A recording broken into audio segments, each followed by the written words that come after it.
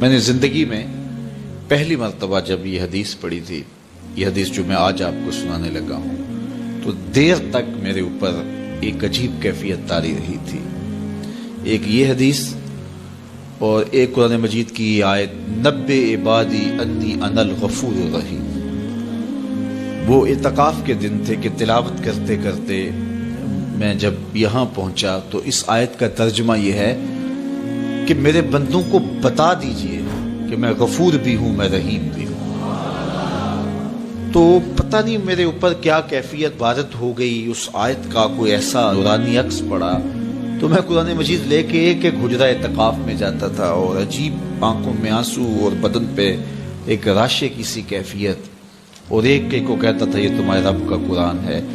کہ اللہ فرماتا ہے بتا دو بندوں کو کہ میں غفور بھی ہوں، میں رحیم بھی ہوں۔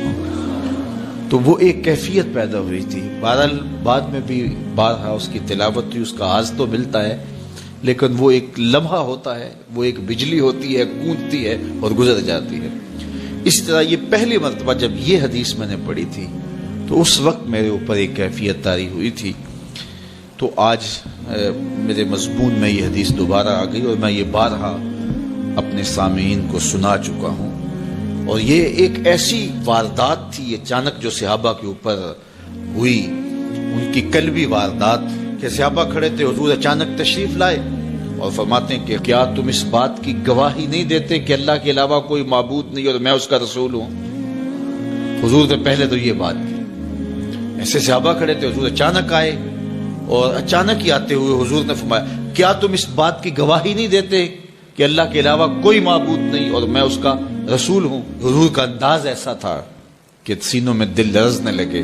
اور سب نے عرض کی حضور ہم گواہی دیتے ہیں کہ اللہ کے علاوہ کوئی معبود نہیں اور آپ اللہ کے سچے رسول ہیں۔ تو جب انہوں نے یہ بات کہی قال، تو حضور نے ارشاد فرمایا یہ قرآن ہے، اس کا ایک سرا تمہارے رب کے ہاتھ میں ہے، دوسرا سرا تمہارے ہاتھ میں ہے۔ یہ وہ اللہ کی لٹکتی ہوئی رسی ہے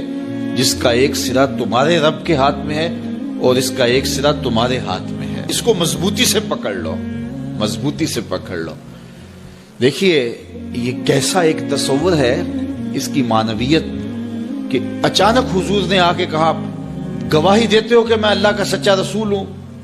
مطلب کیا جو میں کہوں گا وہ سچ ہی ہوگا جب تمہیں یہ گواہی ہے؟ تو انہوں نے کہا کہ ہم گواہی دیتے ہیں، کیوں نہیں ہم گواہی دیں گے، آپ اللہ کے سچے رسول ہیں۔ تو فرمایا سنو، یہ قرآن جو ہے یہ اللہ کی وہ لٹکتی ہوئی رسی ہے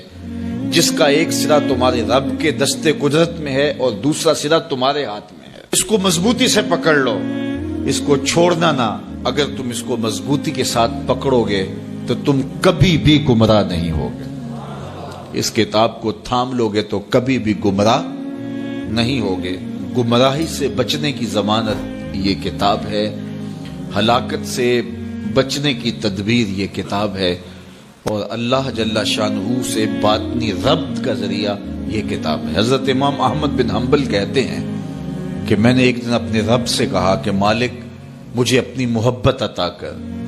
تو اللہ نے اتنی محبت عطا کی کہ مجھے زوال عقل کا اندیشہ ہو گیا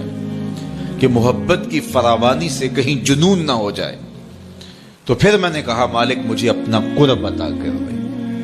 مجھے محبت دی ہے تو اپنا قرب بھی عطا کر۔ تو آواز آئی میرا قرب چاہتے ہو تو قرآن پڑھا کرو۔ تو یہ اللہ کے قرب کی ضمانت ہے، اس کو مضبوطی سے پکڑ لو، اچھی طرح سے تھام لو، کبھی بھی گمراہ نہیں